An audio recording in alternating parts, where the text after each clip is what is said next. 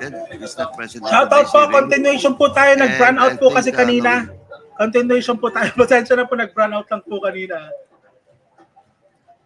Tuloy na natin to. You're present. Thank you. And Police Colonel Madera. Comsec, did you receive any reply?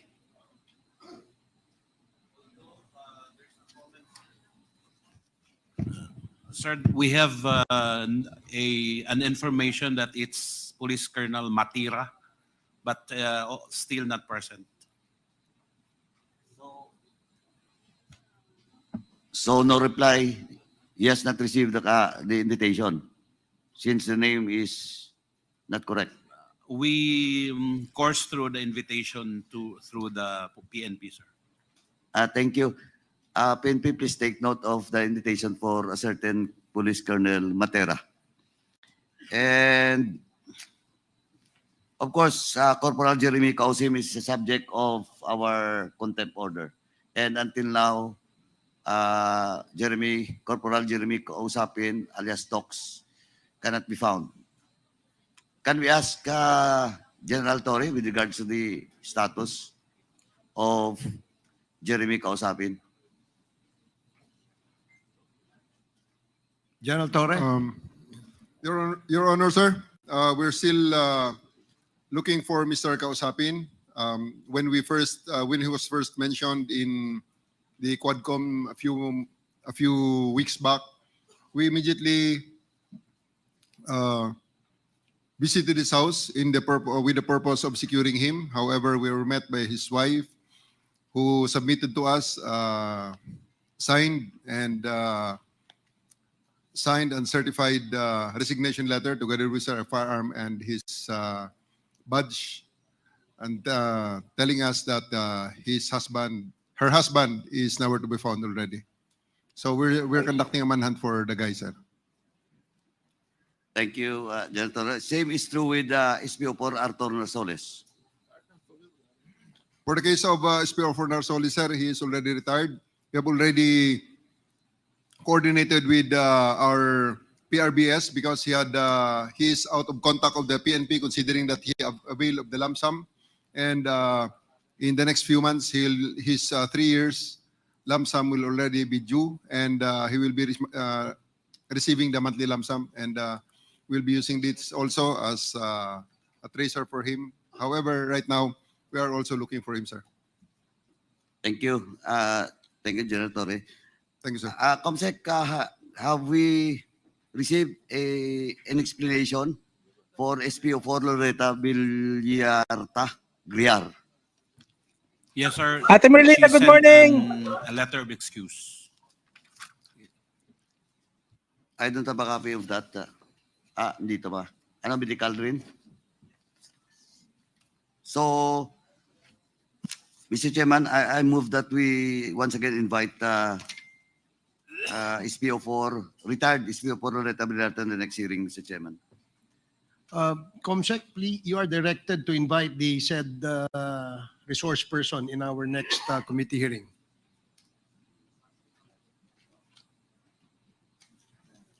Anything else, Congressman Paduano?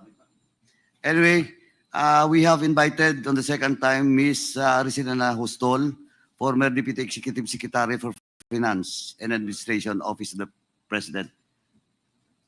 What's the status? Yes, sir. We have invited Ms. Hustol, but she's still she's not around. She has not presented herself in the meeting. But she received the invitation. There's no confirmation also whether she received the letter. Saan po dumaan yung invitation? Still, we course through the PNP, sir. General Torre, have you any information with regards to invitation for Ms. Rizalina Hustol?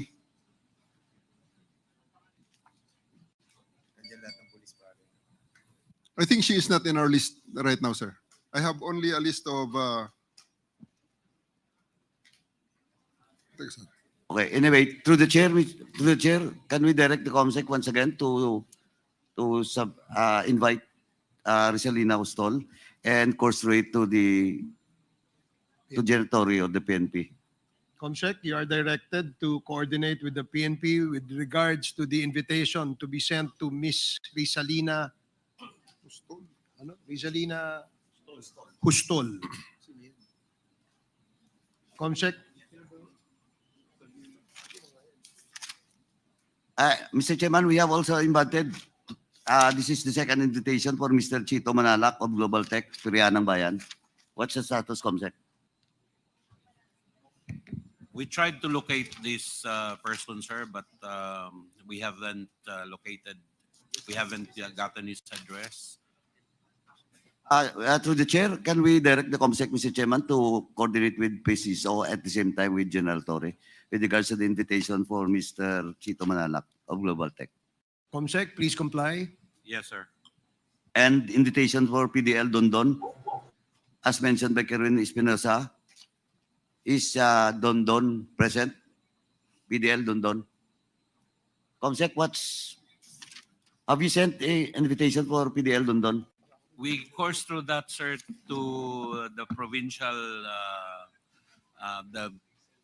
warden of Leyte. We are not yet certain if they have information on PDL Dondon. Any representative from the provincial jail management in Leyte? The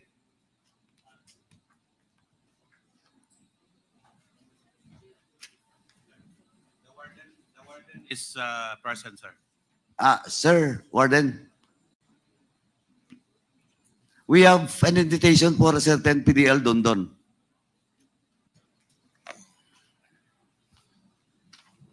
Good morning, Mr. Chair.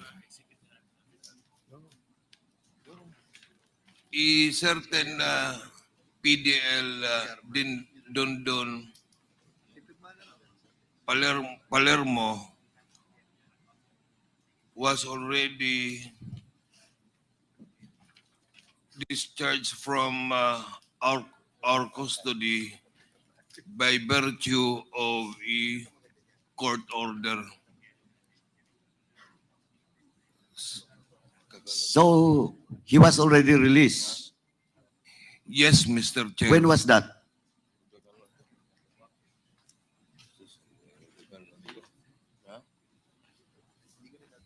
And perhaps 3 years already, Mr. Chair. Well, anyway, to the chair once again, we will direct COMSEC to invite PDL Dondon and get the full name of that PDL through the warden of provincial jail management, penal jail in Leyte, and course through to the PNP. Comsec, you are directed to comply with the request of Congressman Paduano. Yes, sir. With regards to Espinosa siblings, the mother of Kerwin Espinosa, the sister of Kerwin Espinosa, Linda Rosal, household cleaner, Landa Sumalag, the household cleaner, and Tessie Austria, household cleaner. Are they present in today's hearing? There is no information, sir, if they are around, but we have sent the invitation to them. We carry it off sa lawyers niya. Through the lawyers. Yes, sir. To the chair once again, please follow up this with regards to the invitation of the next hearing for all those mentioned names. Comsec, please comply. And lastly, a group of personalities mentioned by Police Colonel Garma, a certain Hermina Muking Espinas, staff of Senator Bongo. Si Muking, andito ba? Have you sent an invitation, COMSEC? Yes, sir. And Ms. Muking has not presented herself, but we sent an invitation through the office of the senator. With that, Mr. Chairman, I move to issue a show cause order for Hermina Muking Espina for her absence in today's hearing. So move, Mr. Chairman. There is a motion to issue a show cause order to Miss Muking. Espina. Miss Hermina Espina. Muking Espina. And to be present in the next committee hearing of the Quadcom. Comsec, please comply. How about Yes, Mr. Peter Parongo? The same is true with Mr. Parungal, sir. We tried to locate him. Unfortunately, there is no address yet. Once again to the chair. Yes, General Torre.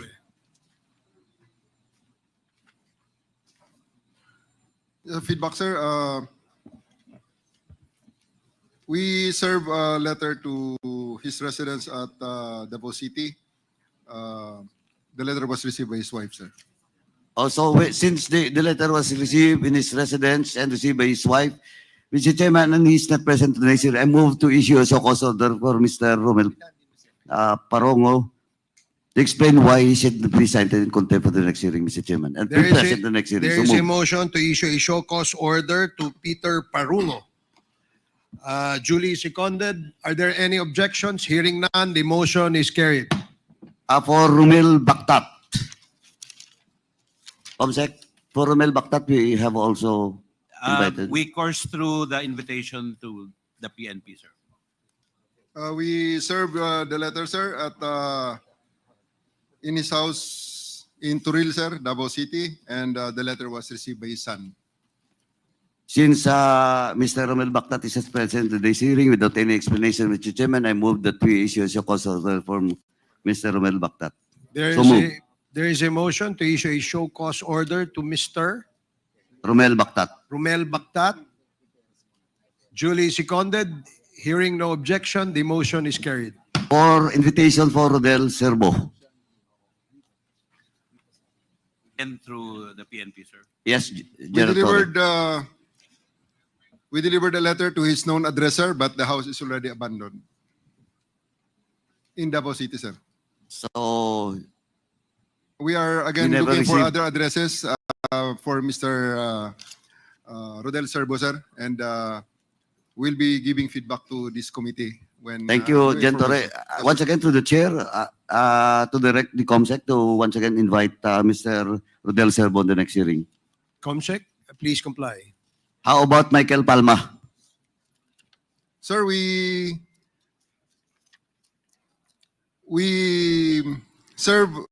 brought the letter, the invitation letter to his house in Mintal, Davao City, and it was received by his housekeeper, and he has another registered address in Island Garden City of Samal, and it was received by his previous live-in partner, and we have so delivered those letters, sir. Thank you, Gen Torre. Yeah, since Michael Palma is not present in today's hearing, I move that we issue a show-cause order for Michael Palma. So move, Mr. Chairman. There is a motion to issue a show cause order to Mr. Michael Palma for being absent in our committee hearing today. Duly seconded. Are there any objections? Hearing none, motion is carried. How about Lester Berganyo?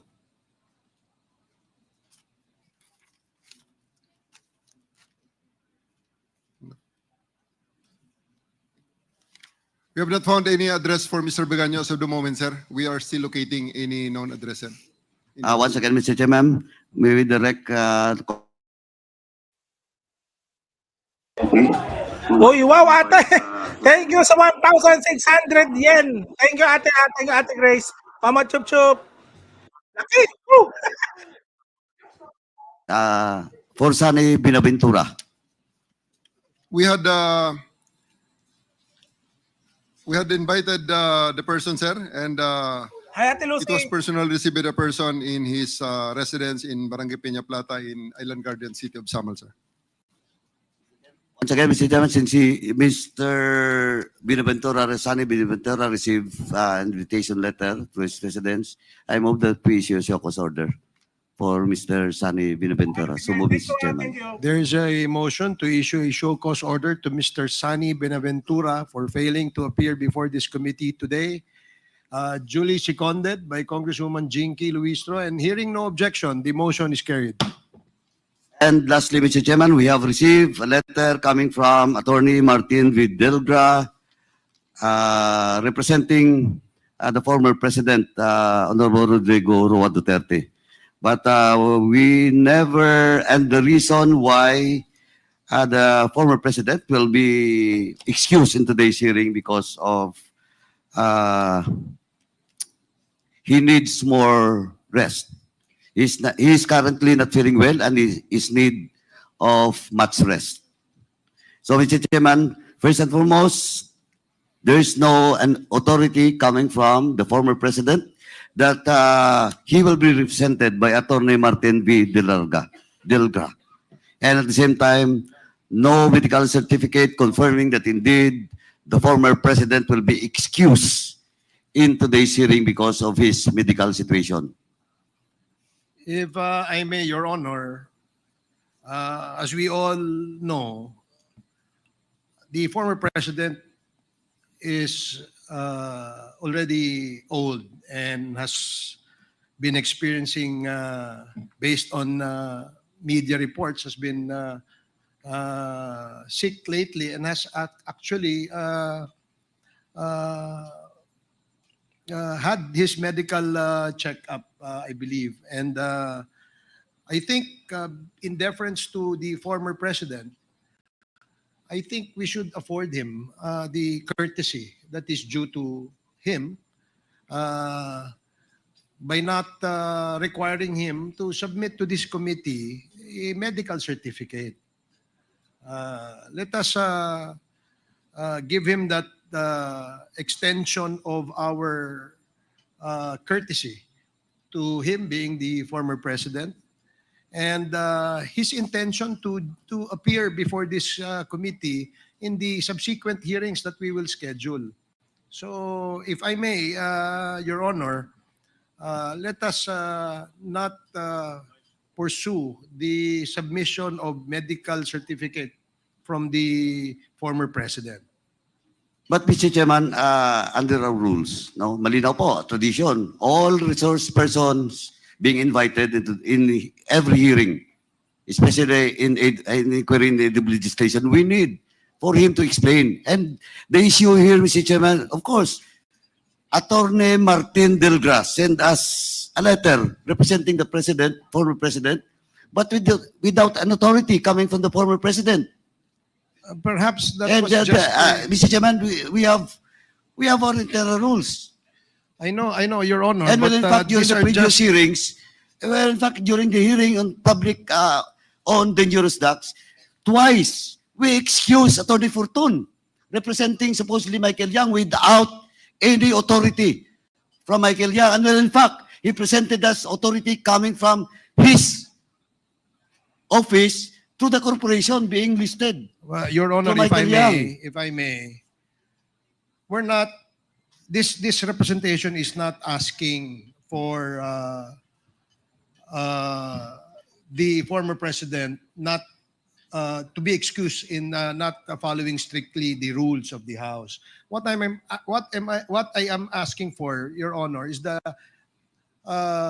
request that we should not ask or demand a medical certification coming from the former president, because we all know that he has reached an age of a fragile age.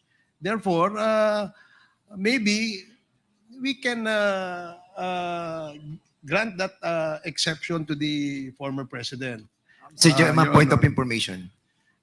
Point of information. May What- I be allowed? Kasi, With the indulgence of yes, with the Congressman indulgence of- Paduano, what is the point of information? because I haven't read yet, no.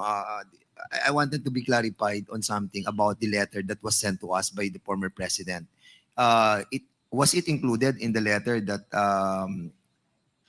he is sick right now, or he need more rest in order to be a part of this? No, I believe, Your Honor, that the lawyer clearly stated in that letter that he needs rest. And the Chairman Paduano is asking for If a the chair medical certificate. will allow me to read in toto, no, part of that letter. He is currently not feeling well and is in need of much rest. But Mr. Chairman, once again, let me, first thing first, since no authority coming from the former president to be represented by Attorney Martin Videlgra, they have to produce. The committee should direct the former president to issue an authority for Mr. Attorney Martin Delgra, for him to be represented by this attorney. And with regards to the medical certificate, Mr. Chairman, of course, for humanitarian and giving due courtesy to the former president, I might yield to the position of the chair. But on the first issue with regards to authority coming to former president being represented, claimed by Attorney Martin Delga, we have to get an authority from the president. Yes. That Attorney Martin Delga will represent him. Congressman next hearing. Paduano, Thank you, if I Mr. may, Chairman.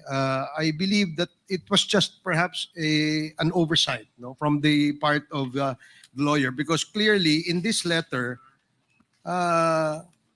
he is representing the former president, and information as to the health of the former president was also stated in this letter. Therefore, I believe that he has the imprimatur coming from the former Mr. Chair. president. That's the reason why maybe he wrote this letter.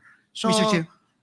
Chairman, lastly, Mr. Chairman, with the indulgence of Congressman Flores, of course, let me again stress, Mr. Chairman, this is our tradition and under our rules. And if we do it, if we done it, in regards to Attorney Fortun, a top-notch lawyer, and we excuse Attorney Fortun for not producing any substantial document that he was given an authority from Michael Yang. What's the difference between Attorney Martin Delgra and in the case of the former president? well, And I think, Mr. Chairman, kung talaga po, the former president give an authority to Attorney Martin Delgra, then they wrote us a letter. The former president should send us a letter that indeed he's authorizing Attorney Martin Delgra to represent him. 1 minute suspension.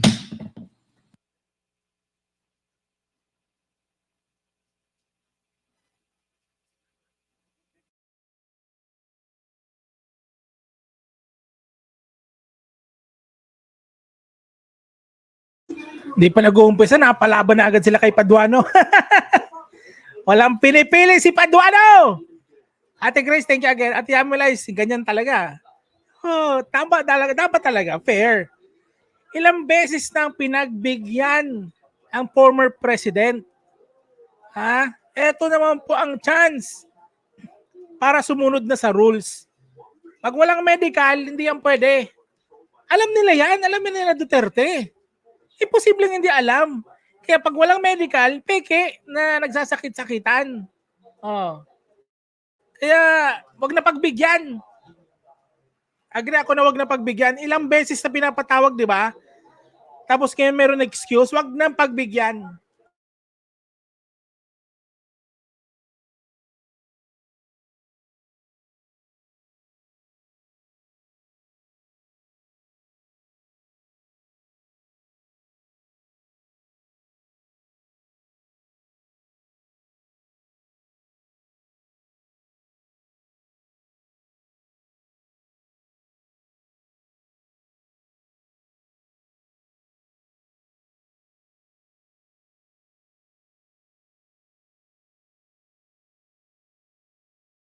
Ano nag-usap yung dalawa. Oh. ako kay Barbers, pagbigyan niya na si Paduano, ipatawag na si Digong ng sapilitan.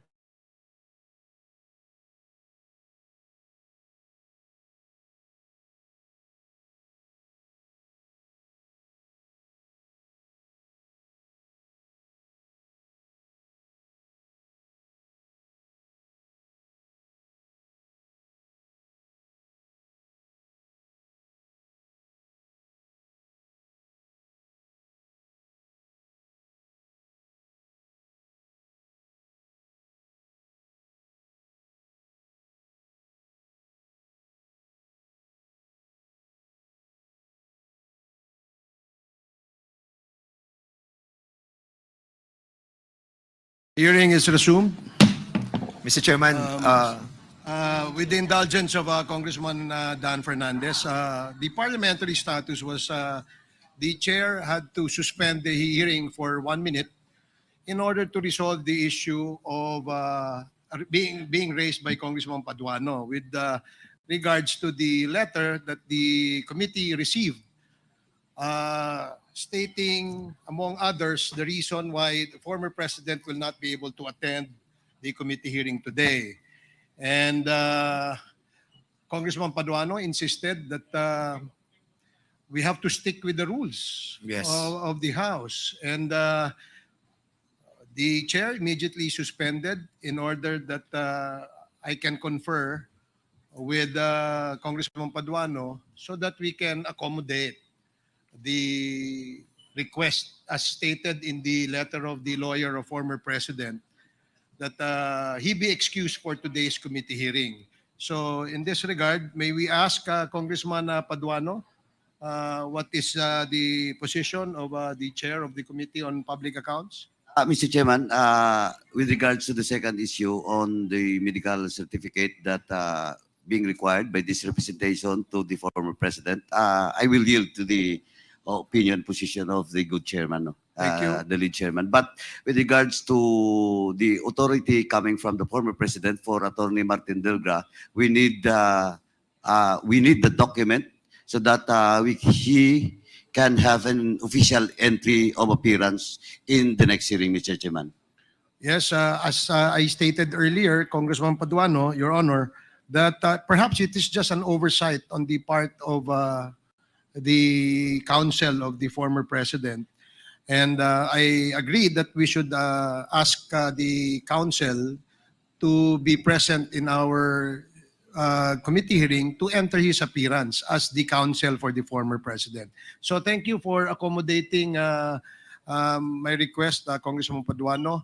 So with that, we will now proceed with the next part of Mr. Chairman, the agenda. if I may, Yes, Congressman Dan Fernandez. In addition, we were discussing about those two issues that was mentioned by you and by Chairman Paduano. And further, sinasabi po sa Section 9 ng ating rules, no, that yung physically present nung ating pong binigyan ng authority, no, para po mag-represent sa ating pong mga witnesses. And dito po sinasabi, provided further, that no witness shall be granted more than 2 postponements of appearance before the committee without justifiable cause. With that, Mr. Chairman, we have to apply the rules of this committee to all or none at all. Thank you so much, Mr. Chairman. Thank you for that manifestation, Congressman Fernandez. Mr. Chair. Mr. Chair, Yes, Congressman Abante. I just would like to make it clear for the people watching this Quadcom hearing today. Are we giving special treatment to a witness just because he is the former president? Or just like what Congressman Fernandez said, that this applies to all? Well, I beg to disagree, Your Honor, that we are giving special treatment. What I am saying and stating for the record that we extend the courtesy due to a former president. Hindi naman po ibig sabihin na hindi na po natin siya imbitahin. On this particular committee hearing that we scheduled for today, the committee has received a letter stating, among others, the reason why the former president cannot be present. So wala hong exception dyan. Hindi ho natin siya binibigyan ng special treatment. I do agree with the chair of the Committee on Human Rights that we should stick with the rules of the House. But in this particular case, in deference to him being the former president, I would like to ask for your understanding to extend a little bit of the courtesy that is due to him for being the former president. Wala hong special favors dito. Baka ho ma-misquote ako. Yun lamang po ang aking gustong ipalabas. I hope that is understandable. And, Yes, I fully understand, Mr. Chair, and I agree with your sentiments and statement, though I believe that we should further state on the record, Mr. Chair, according to our rule, that no witness shall be granted. Ipatawag nyo na yan. Huwag na kayo dyan mag-debate.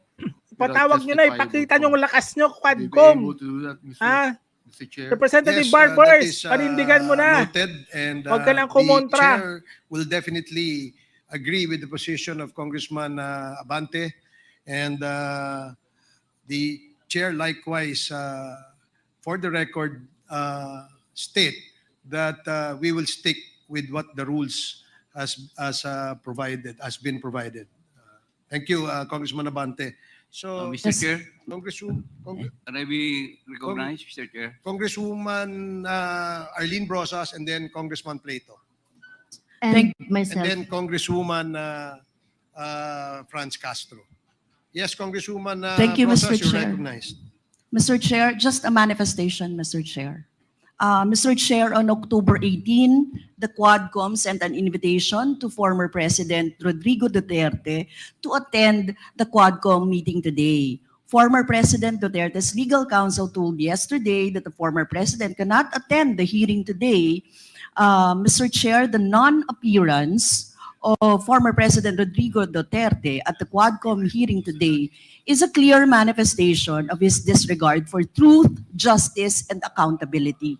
By refusing to participate, the former president is hindering the people's right to know and denying them the opportunity to seek justice for the crimes caused by the war on drugs during his term.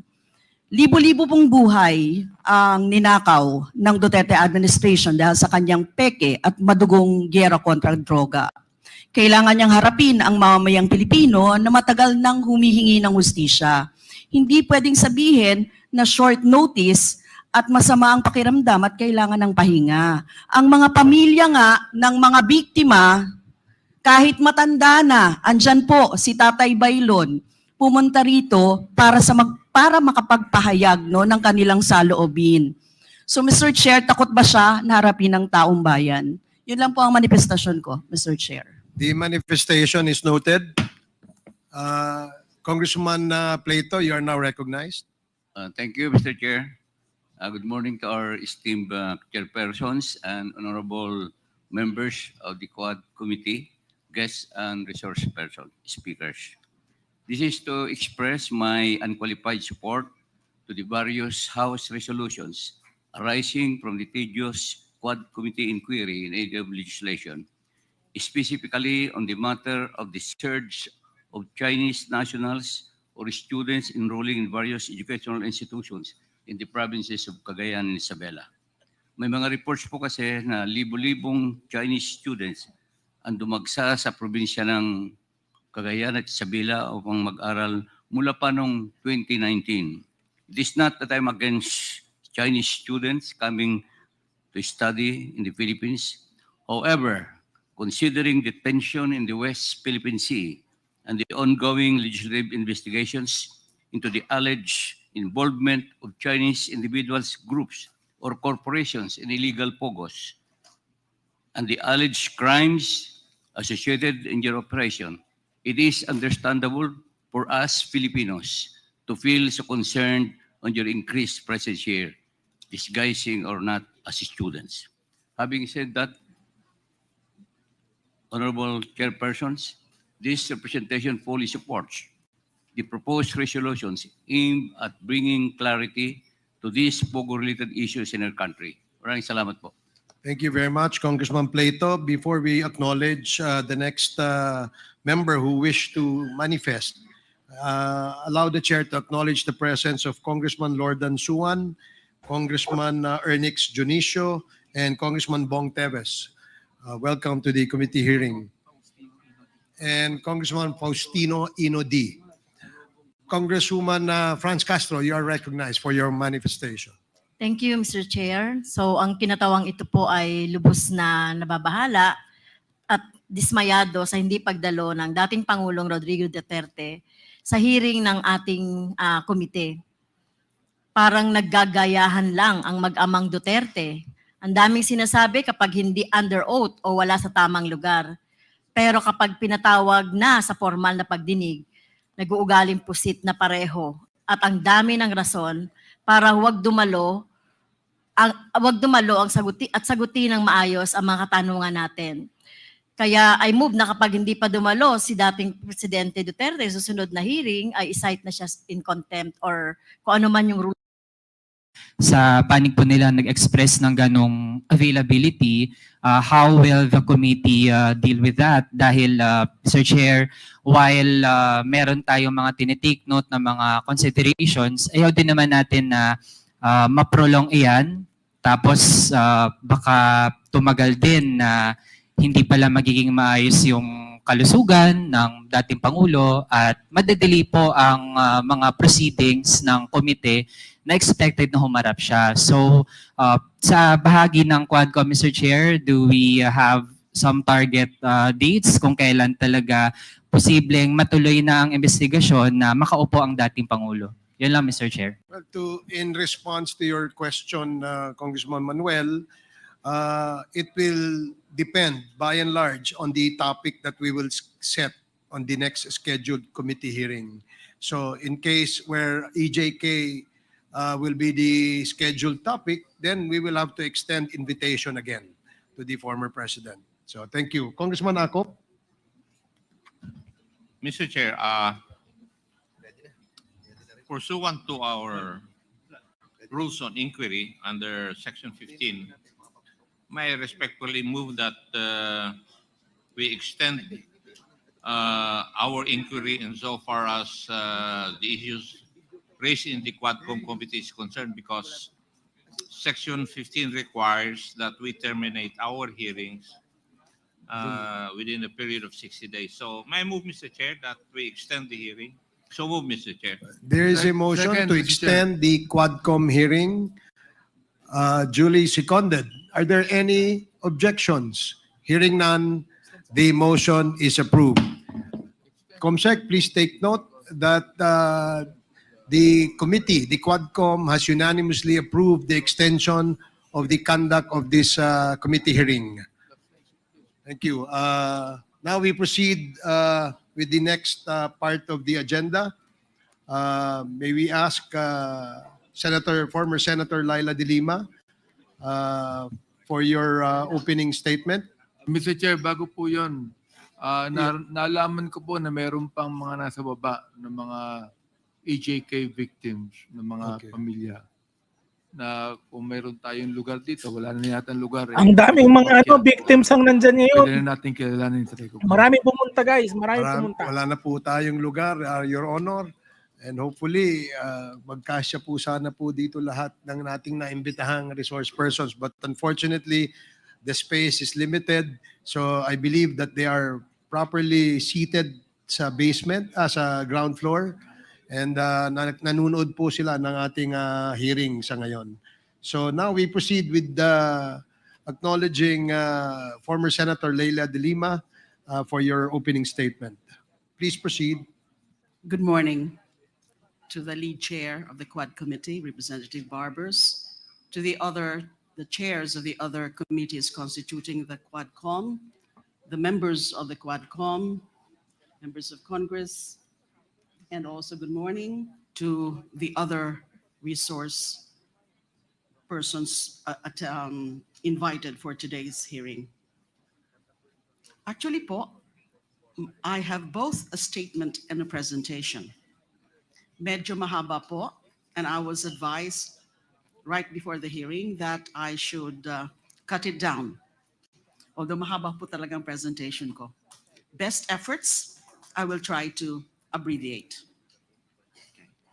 Mr. Chair, before our former senator proceeds, can I just request that she puts the mic a little bit closer, just so that we can hear her voice louder. Thank you very much. Salamat po. I attend this hearing with a deep sense of irony. I have not forgotten that in September and October of 2016, the House Committee on Justice conducted the inquiry on the Bilibid drug trade. However, unlike this hearing, the real subject of that hearing was not really about the drug trade. The real subject of that 2016 House Committee hearing was all about destroying me for conducting a Senate inquiry, which in so many aspects was like this one. The only difference between this hearing and that Senate hearing is that my committee inquiry was 8 years earlier and Duterte was at the peak of power. Sa Senate hearing pong yun, ay kinundin ako yung drug war ni Duterte. At nagmakaawa pa po ako na tigilan na ito habang ilang daan pa lang ang mga nagiging biktima at wag na sanang paabutin pa ng libo-libo. Ngunit sa kasawiang palad, wala pong nakinig sa akin, lalo na may mga mayorya po tayo ng mga senador at congressman na ayon kay Senator Bongo noong isang araw, ay walang sawa sa pagpalakpak kay Pangulong Duterte sa bawat banggit niya sa pagsulong na madugong drug war sa kanyang mga zona. Sa halip ako ay pinaaresto, pinakulong, binusalan ng halos 7 taon gamit ang mga gawa-gawang ebidensya katulad ng testimonya ng mga ilang believed drug lords at inmates. I'd like to say that the objective for targeting me was threefold: to silence me, to destroy my credibility, and to serve as an example to others. By doing all three, my message to the people against Duterte's EJKs would no longer be heard or listened to, and no one else would dare to act as a messenger after seeing what was done to me. Since all three were achieved, the EJKs became accepted by public officials and the general population. This led to more killings because no one was arresting and prosecuting the killer cops and the vigilantes. This was impunity as never seen before in the Philippines outside of Davao. Sobrang nakakalungkot na ngayon lamang nagkaroon ng napaka-komprehensibong pagtalakay ang Kamara de Representante sa drug war at mga EJK pagkatapos lang tumambak ang libo-libong bangkay na naging biktima ng drug war. Ayon nga po kay Professor Randy David, marahil ang pandinig na ito ng Kamara ay katumbas na rin ng aming pinapangarap na Truth Commission na hihimay sa mga tunay na pangyayari sa 6 na taon na pagpaslang ng ating sariling gobyerno at kapulisan sa libo-libo nating mga kababayan. But right now, I don't want to discuss it, but my position is that pwede pa sigurong i-consider yung creation ng Truth Commission. At tingnan din ho natin na hindi lang po pagpatay ang naging resulta ng war on drugs ni Duterte.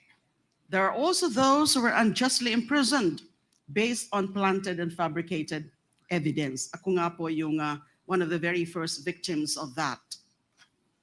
Ngayon naman po, ito na rin po ang pinatutuo yung sa bagong revelasyon ni Police Colonel Royina Garma nang binulgar niya sa huling hearing ng COMM na siya ang inatasan mismo ni Pangulong Duterte na maghanap ng tao sa PNP na maasahan niya sa pag-iimplementa ng drug war alinsunod sa modelong ginawa niya sa Davao City. That's why my presentation, and I'll try to really make it brief, would cover 4 matters, 4 topics. One is the recent disclosure of Kerwin Espinosa. I'd like to comment on that. 2 is the importance of the 2009 CHR investigation of the DDS to the inquiry of this committee. 3 is the revelation of former Police Colonel Royina Garma that the drug war was modeled after the Davao anti-drug campaign. And I'd like also to touch the relevance of Republic Act number 9851 on crimes against humanitarian law, genocide, and other crimes against humanity in enforcing accountability. So ito na po yung aking presentation. Although meron po akong mga i-skip because actually part of my presentation are some videos, but hindi ko na po yon ipapakita because of the limited time. So nung narinig ko nga po yung testimonya ni Kerwin Espinosa last hearing, it was Senator Bato de la Rosa who ordered him to lie under oath before the Senate in November 2016. Hindi na po ako nagulat doon. Si Kerwin actually already retracted his fabricated testimony against me in April 2022, around the same time that Rafael Ragos, the former Bucor OIC and NBI Deputy Director, also recanted in accusing me of receiving money from the Libid drug lords. Dun po sa hearing sa Senado ay talaga namang Sinabi ko doon na lahat po ng mga sinasabi nila tungkol sa akin, so yung pagiging protector ko daw nung illegal drug trade ni Mr. Kerwin Espinosa ay wala ho yung katotohanan. I vehemently, categorically, and firmly went on record in denying those accusations. Sinabi ko rin noon na yung mga sinasabi nila Kerwin Espinosa, ni Ronnie Dayan, and ni Colonel Espenido ay wala talagang katotohanan. In the first place, hindi nga sila magkakilala. Nauna na nilang sinabi yon before they were presented before the Senate na hindi sila mga magkakilala. Dali lang po. So ngayon po,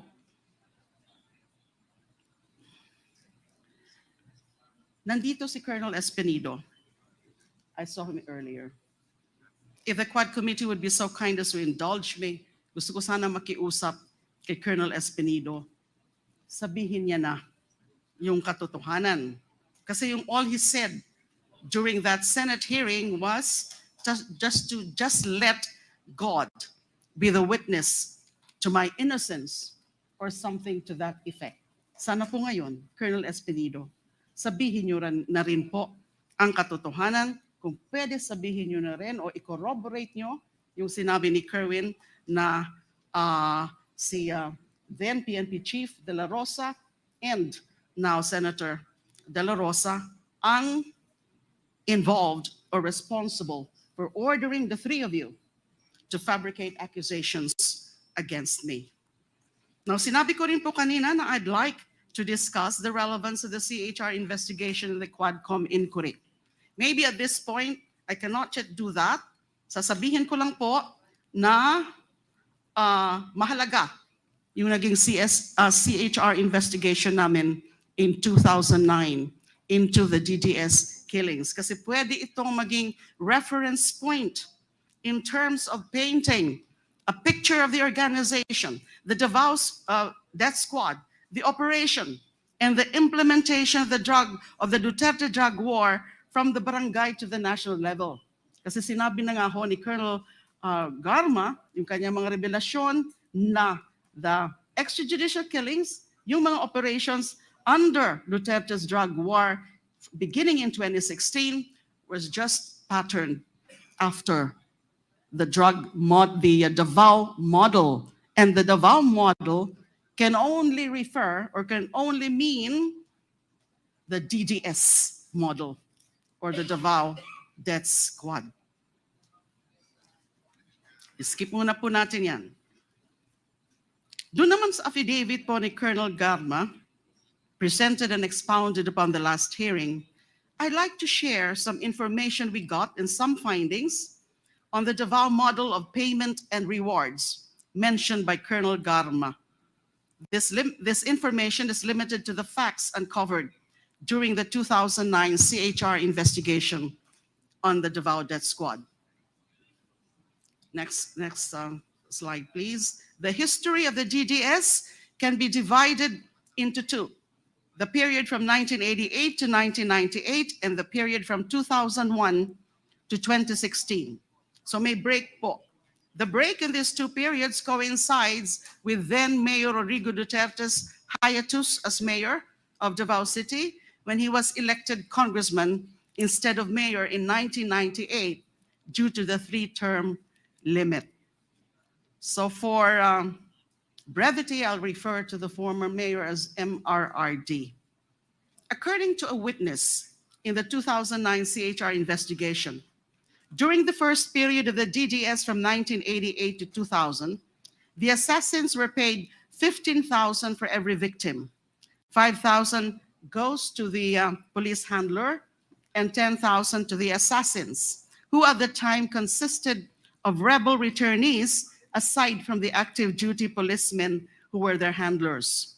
Their safe house was located inside the Nobelcom compound in Barangay San Pedro, Davao. After the summary execution of targeted victims, the DDS members would regroup at their safe house and divide the reward.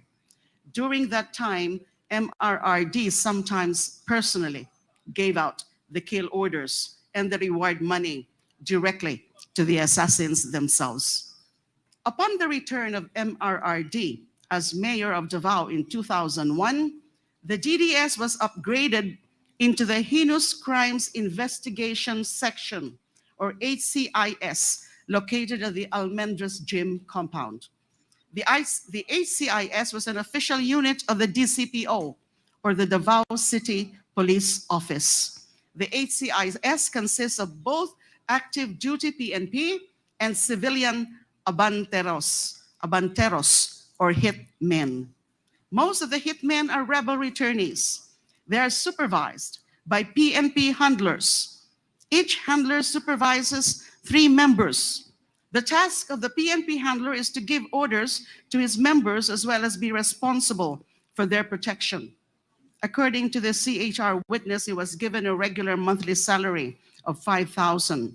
During this time, the reward given to a team for every victim was anywhere from 13,000 to 15,000, 3,000 to 5,000 goes to the PNP handler, 7,000 to 8,000 was shared among the rebel returnees, and 500 to 1,000 to civilian informants.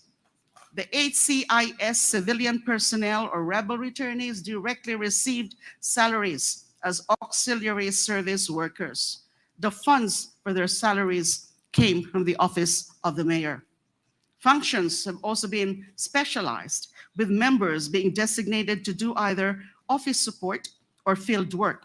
A team of 1 PNP handler and 3 civilian abanteros was given an average of 3 targets every month.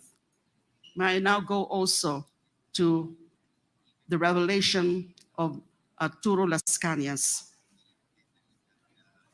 Yung mga naging findings po namin, although yung iba po doon, mga unofficial findings ng CHR investigation, were eventually confirmed by Edgar Matobato and Arturo Las Cañas when they went public at the Senate with their stories and executed affidavits in 2016 and 2017.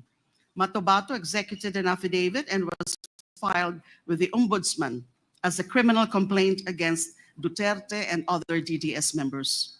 The criminal complaint is still pending sa Office of the Ombudsman. The most comprehensive account on the DDS from its founding in 1988 up to 2016 is the affidavit of Arturo Las Cañas, which was submitted to the ICC. This affidavit consists of 186 pages of gory details on the sociopathic behavior of Duterte as founder and leader of the DDS. Yung 186-page affidavit po yan, actually it was serialized in an investigative or feature story of Rappler in November 2021. Apparently, Rappler got hold of a copy of this affidavit and also the ICC's 3rd agreement on limited use of information dated November 11, 2020. This instrument gave Las Cañas limited immunity as a witness in the ICC investigation on the Philippine War on Drugs. Noong 2024 naman po, Las Cañas reiterated the contents of his ICC affidavit in another serialized feature, this time published by Veria Files, entitled Conversations with Arturo Las Cañas. Ito naman po ang sinasabi ni Las Cañas, that during the period 1988 to 1998, so I'm just talking here about the organization, kasi napakadami po ng mga sinabi niya sa kanyang comprehensive affidavit. So I'm focusing on the organization of DDS dahil nga ito yung naging model ng drug war. According to Las Cañas' ICC affidavit, during the period 1988 to 1998, when the DDS was constituted as the Anti-Crime Task Force of MRRD, DDS members were paid anywhere from 10,000 to 20,000 for every victim. This was the reward for the ordinary victims. Pag mga matataas naman po, the so-called special project killings, they were rewarded anywhere from 100,000 to 1 million pesos, depending on the status of the target. Civilian hitmen called force multipliers were given 3,000 to 5,000 per victim as their share in this reward. The GDS logistics and finances came from the Peace and Order or Intel Fund of MRRD. This includes weekly gas allowance, monthly cash allowance, and Christmas cash gifts. Skip ko na muna po yung iba. Next slide, please.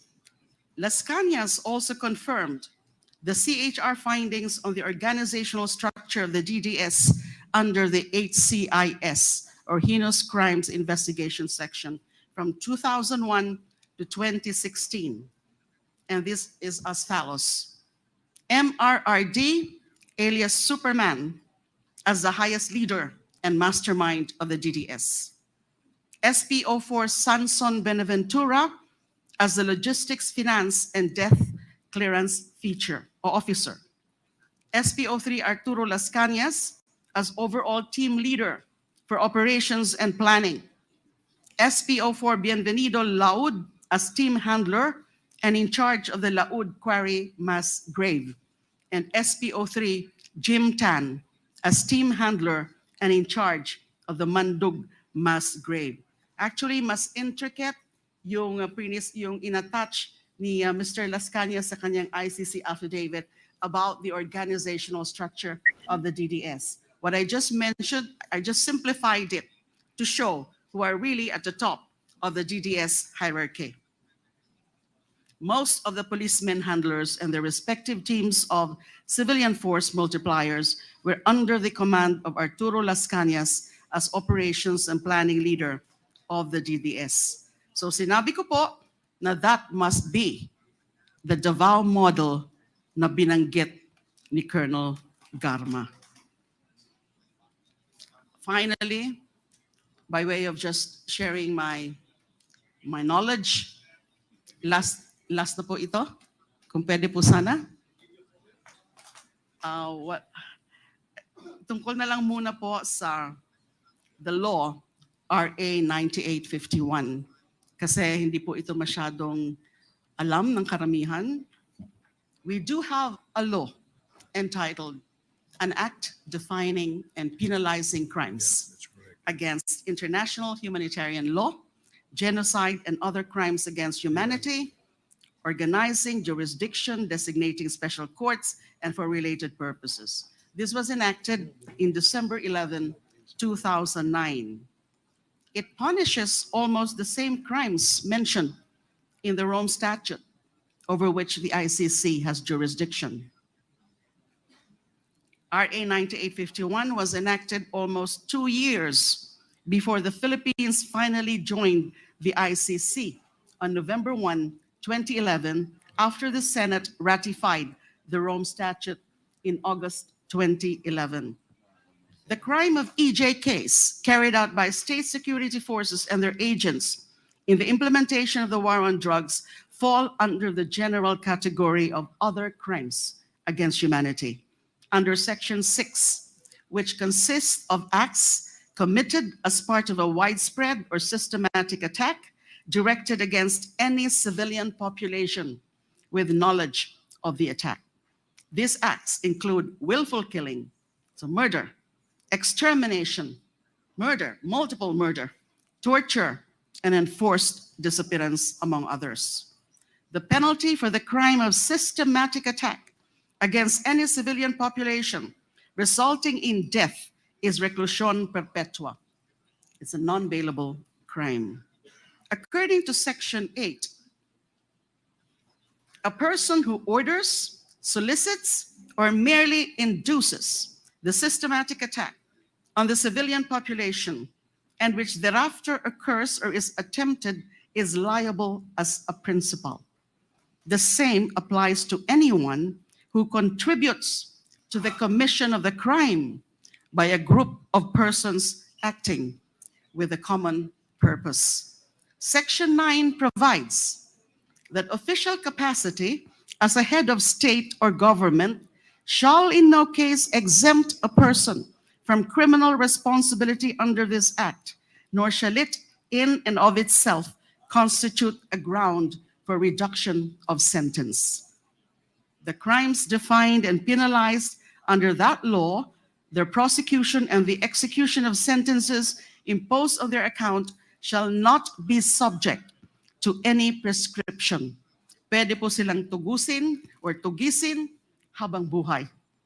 Finally, and this one is important, hindi po ito masyadong napapansin, Section 17 on jurisdiction provides that, quote, relevant Philippine authorities may dispense with the investigation or prosecution of a crime punishable under this act if another court or international tribunal is already conducting the investigation or undertaking the prosecution of such crime. Instead, the authorities may surrender or extradite suspected or accused persons in the Philippines to the appropriate international court, if any, or to another state pursuant to the applicable extradition laws and treaties. Napakasimple po.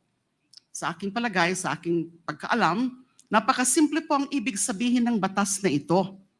Hindi pa tayo miyembro ng ICC o ng Rome Statute, kinilala na natin ang kapangyarihan ng international bodies like the ICC na imbestigahan at litisin ng mga krimeng nasasaad sa RA 9851.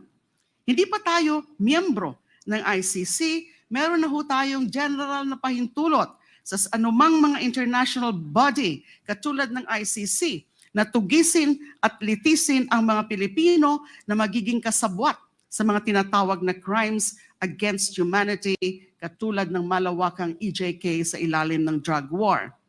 Hindi pa tayo miyembro ng ICC na ilahad na natin sa batas na yan na kung sakali may international body na nag-iimbestiga ng crimes against humanity, maaari nating isurrender o i-extradite sa international body na katulad ng ICC sa The Hague, Netherlands, and mga sangkot sa mga ganitong klase ng krimen.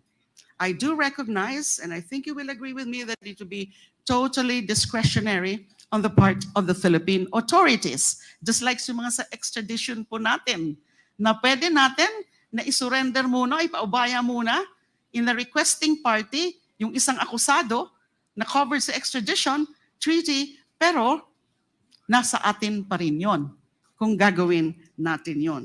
Kaya ko po to sinasabi, kasi through this law, we have recognized the jurisdiction of the ICC over crimes against humanity committed in the Philippines, even before we ratified the Rome Statute as a binding treaty. Sarili na po nating batas ang nagsasabi na kailangan natin makipag-ugnayan sa ICC kahit noong hindi pa tayo miyembro ng ICC. Lalo na noong tayo ay miyembro na. At kahit hindi na tayo miyembro ng ICC dahil sa makasariling pagkalas ni Duterte sa ICC noong 2018. Para sabihin natin na wala na tayong pakialam sa ICC, kailangan muna nating ipawalang bisa ang batas na ito. However, I respectfully submit, rather than repeal this law, we should now take steps to retract the self-serving act of Mr. Duterte to withdraw from the ICC in 2018. We must return to the fold of the ICC. We must rejoin the community of nations who have recognized the need for an international body of nations who have recognized to go after the perpetrators of the most terrible crimes against humanity, the hostis humani generis, the enemies of humankind. Mga kaaway lamang ng sangkatauhan ang takot sa pagsasanib puwersa ng mga bansa upang matigil ng pagpatay ng walang habas sa ngalan ng Estado. But having said that, I still appreciate so much, many people appreciate so much the efforts of this Quad Committee that can very well be indeed the Truth Commission. Kaya lang tindang natin, yung napaka-komplikado talaga ng usapin ng war of drugs. Kadaming biktima na hindi naman natin pwedeng busisiin lahat for every individual acts of killing. Kundi, dapat anuhin natin, maganda nga yung nangyayari doon sa mga revelasyon ni Colonel Garma na ganyan yung ginamit nilang model. At tinuturo mismo si Mr. Duterte. So ano lang siya? supplemental, ano lang siya eh. It's just corroborating everything else that we know from news reports, from other information, and from yung mga nangyayari beginning in 2016. So I just shared my views on the need to rejoin ICC kasi you can never tell in the future ano man yung resulta ng itong ginagawang investigasyon ng Quad Committee na in the future we will have another tyrant, another mass killer for a president. So, ganun po ang aking opinion sa bagay na yan. Maraming salamat Mr. po. Chair, Thank you, Senator LEILA de Lima, for your sharing with us in the Quadcom your opinion on the very important national issue of extrajudicial killings. So, clarificatory lang. Congressman Abante, you're now recognized. Former Senator, kailan niyo po itong napag-aralan? Nung kayo po ay CHR pa. CHR pa ho kayo? Opo. I became a CHR chairperson in 2008. Noong 2009 po, sinimulan namin yung investigation into the Davao Death Squad killings. Dahil nga may mga impormasyon po kami noon.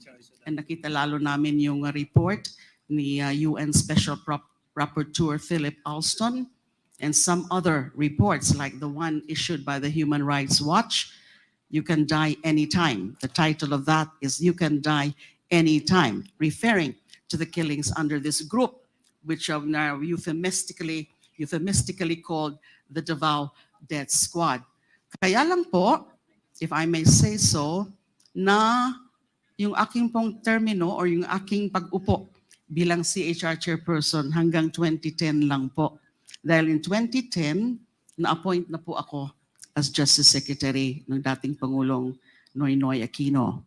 So pinagpatuloy niyo po ba yung investigasyon ng kayo Secretary of Justice Department? Konti lang po yung mga nagawa ng DOJ nung secretary na po ako. Although si Matobato, sumipot po siya, at we gave him, the DOJ gave him witness protection. Kaya lang, nung uupo na po in 2016, yung dating Pangulong Duterte bilang Pangulo ay umalis na po siya sa witness protection program. Yun po ang pagkakaalam ko. Pero meron po akong extensive personal investigation notes on what we gathered. Kasi yung mga nakausap namin in the course of that CHR inquiry na magaganda o mahalaga yung mga sinasabi nila, kasama na rin yung tungkol sa reward system, ay sila po yung mga kinausap lang namin ng mga sikreto lang. Kasi ayaw nilang humarap doon mismo sa open public inquiry ng CHR Pero marami noong ho kayo 2009. nakausap. About, if I'm not mistaken, it's about 5 of them.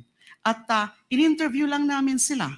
Kasi sa karamihan sa kanila ay hindi naman ayaw pong mag-execute ng formal affidavit. But we interviewed them. That's why I took down notes, personal notes, and gumamit nga po sila ng mga aliases. Maaari niyo po bang isubmit ang inyong findings sa committee? Yes, I can share with this committee my personal investigation notes on the conduct of the CHR inquiry. Kasi pag alis ko nga po, wala pa yung resolution. Later on, the CHR under new leadership came out with a resolution. I think that was in June of 2012. Okay, Mr. Chair, did you also submit that to the ICC? Your findings, My personal notes, I think I have. My personal notes, at meron pa ho ako mga iba na mga shinare with the ICC. One last question, Mr. Chair. I would like to refer to Colonel Espenido. You were directly mentioned by the former senator. So will you please answer her now on that issue? Are you corroborating with the former senator on this, or Good morning, Your Honors, Mr. Chair. Good morning, ma'am. For me, as Chief of Police at that time in Albuera, I am one of endorsing the complaint to the DOJ. One of those names is Ma'am LEILA de Lima for the affidavit that was already made by Mayor Espinosa together with his lawyer, Villarino. So as Chief of Police, I am one who endorsed that complaint to the Ombudsman. But for me, as I remember when we talked with Ma'am de Lima in the Senate, that I'm telling her that, Ma'am, the truth will set you free. Because for me, I am innocent for that as just only a Chief of Police who endorsed the complaint to the DOJ. But yung knowledge talaga, sir, hindi ko alam kung totoo na siya involved si ma'am. No, as being Chief of Police lang, na yun talaga ang procedure na mag-endorse kung may mga complaint. Pero I believe at the time, Your Honors, Mr. Chair, na kinausap na si Mayor Espinosa kung nalaman naman ng buong mundo na si Mayor Espinosa was already there in Kamkrami to Sirbato for surrender. So pag turn over niya sa akin, dala na yung mga statement na ganon. So what I did is just only to endorse the complaint to the Ombudsman, Your Honors, Mr. Chair. Mr. Chair, thank you. I'll be asking more questions later on. Thank you, Congressman Abante. We have a list of those who will interpolate. Senator LEILA de Lima. And the first to interpolate is Congressman Raul Manuel. You are recognized. You have 10 minutes. Thank you, Mr. Chair. Good morning po sa fellow members ng COMM, sa mga resource persons din po natin. Mr. Chair, nabanggit po ni Senator LEILA de Lima na ang leader mismo ng Davao Death Squad ay mismo yung dating mayor din, Mayor Rodrigo Duterte. Did I hear it right, Mr. Chair? Yes, those are the claims of those witnesses that we talked to. That is also the claim of Edgar Matobato and Arturo Las Cañas. At Mr. Chair, siya po yung merong alias na Superman bilang leader ng Davao Death Squad. That is correct. Mr. Chair, given na meron ngang mga rewards dun sa mga napapatay na mga suspects or involved di umano sa drug trade, Mr. Chair, ano ang source nitong binayad dun sa mga kasama yung mga informants, yung mga civilian na mga force multipliers, pati sa mga assassins? Nabanggit ko po yan sa statement ko kanina o sa presentation ko kanina na meron nang gagaling from the office of the mayor itself, the intel funds from the office of the mayor. The DDS logistics and finances came from the Peace and Order or Intel Fund of MRRD. That's according to the CHR witnesses and also from Las Cañas ICC affidavit. Mr. Chair, may we get once again yung breakdown, ano-ano po yung mga pwedeng pinagpuntahan nitong intelligence funds? Halimbawa, as mentioned, meron pong pati mga Christmas gifts dun sa mga police na aktibong nagpatupad ng ganitong tipo ng giyera kontra droga.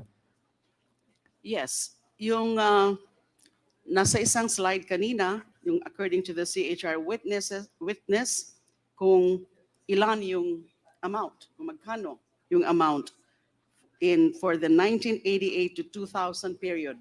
Kasi sinabi ko kanina na actually 2 periods yung DDS, 1998 to 2000, then 2001 to 2016.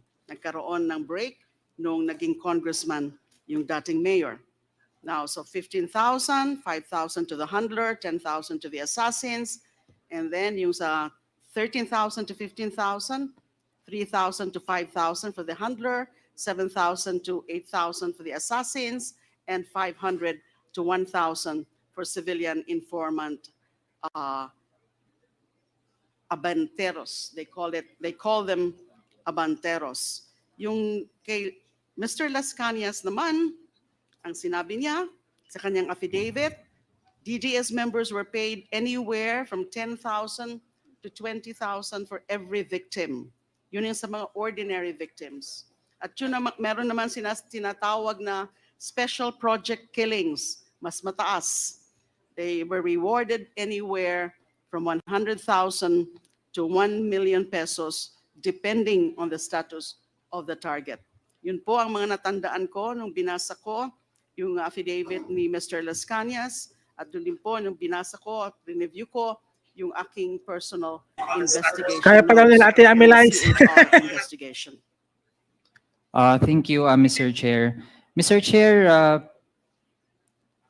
merong nabanggit din na merong weekly gas allowance. Bahagi po ba iyon ng bayad sa mga pulis na nagpatupad ng Davao level war on drugs? Merong weekly gas allowance, may Yes. bukod pang cash allowance, tsaka Yes. Christmas gifts. According to Mr. Las Cañas, this includes weekly gas allowance, monthly cash allowance, and Christmas cash gifts. Mr. Chair, ano po ang pagtingin ng ating resource person, Senator LEILA de Lima? Kasi kung ang nabanggit ni Colonel Garma ay pinatupad ang Davao model from ang scope lang ay sa Davao City at ginawa itong isang nationwide na drug campaign. At ang source ng funding para dun sa rewards, Mr. Chair, ay ang intelligence fund sa Davao City. Posible po ba na ang ginamit din dun naman sa nationwide na war on drugs ay ang intelligence funds, pero this time ay yung intelligence funds ng Office of the President? Mr. Chair, Your Honors, the possibility is always there, but I have no knowledge about that. I don't know that. Wala pa po akong nakita na mga dokumento na nasa akin na yun talaga ang source nung drug war na from 2016 up to 2022. But it's quite possible kasi meron talagang reward system.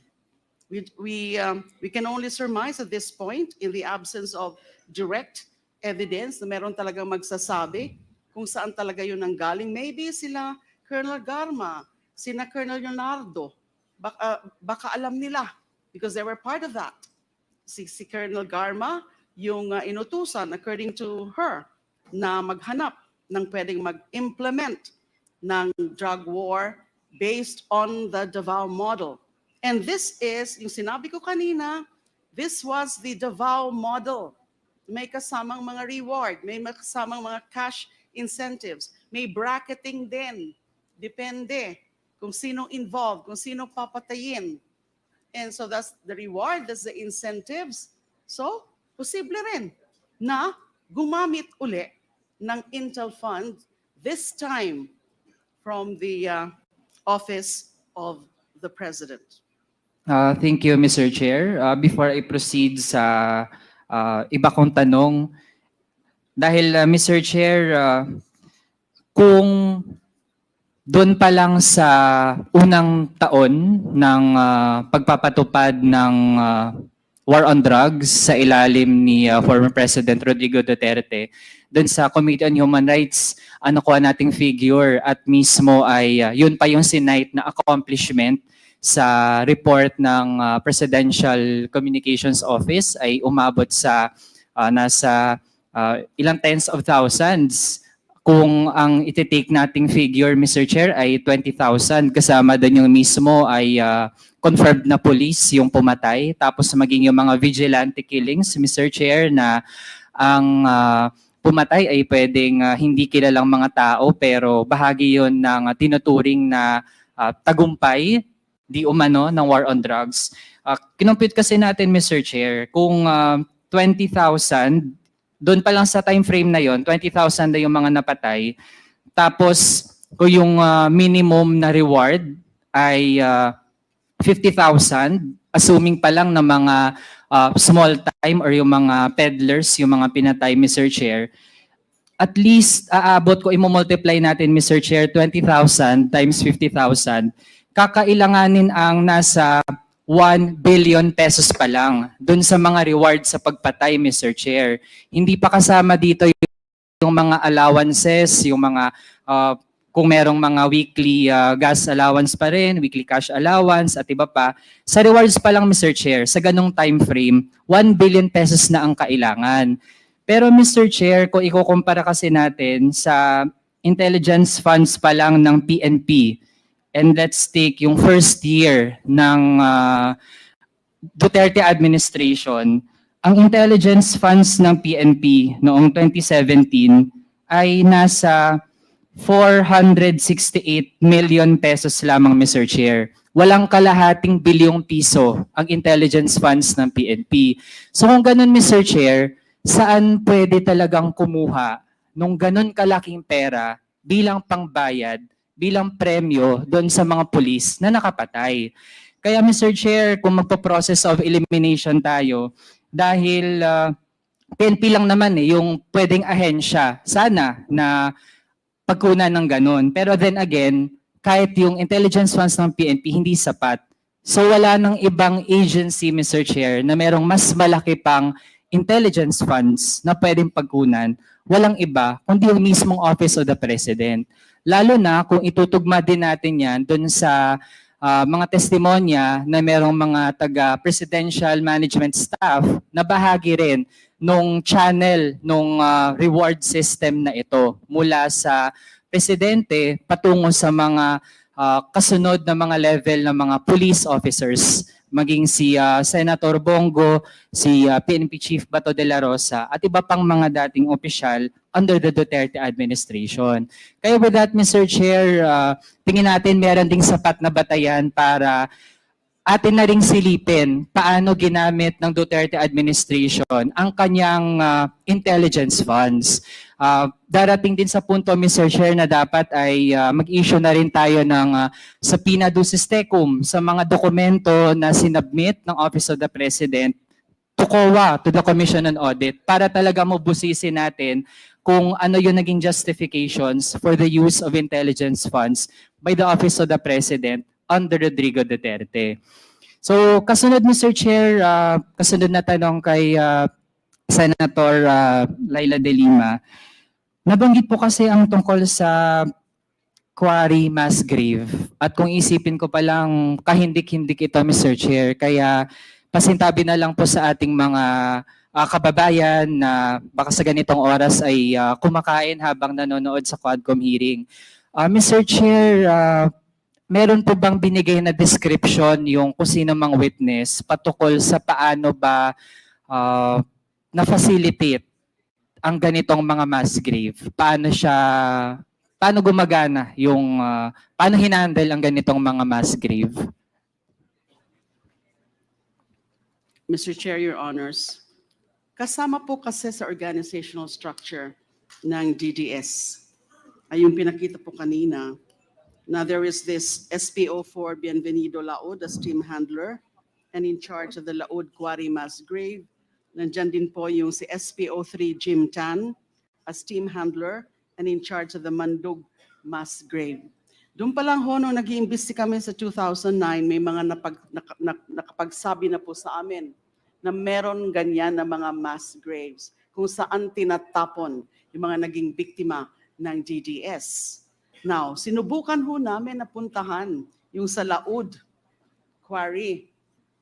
Kaya lang, nung pagdating po namin doon, mukhang hindi ho namin naabot yung exact location kasi the Laod property is a hilly part, medyo ano po yun, parang hill, and then akala namin hanggang doon lang at a certain point, nakakita kami ng ilan-ilan, konti lang, na human remains, skull, pero we learned later na hindi naman pala doon yung mga talagang mass grave of that property. It was in a higher portion of the Laod property, na nandun nga daw po yung karamihan ng mga tinatapon nila na mga pinatay.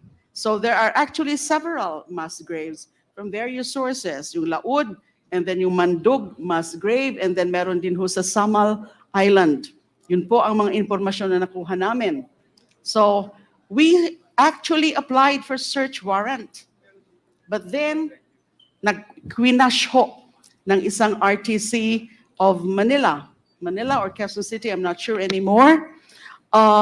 Later, na reverse yung quashal of the search warrant ng Court of Appeals. And then eventually, the Supreme Court in 2014 affirmed the validity of the search warrant or affirmed the decision of the Court of Appeals.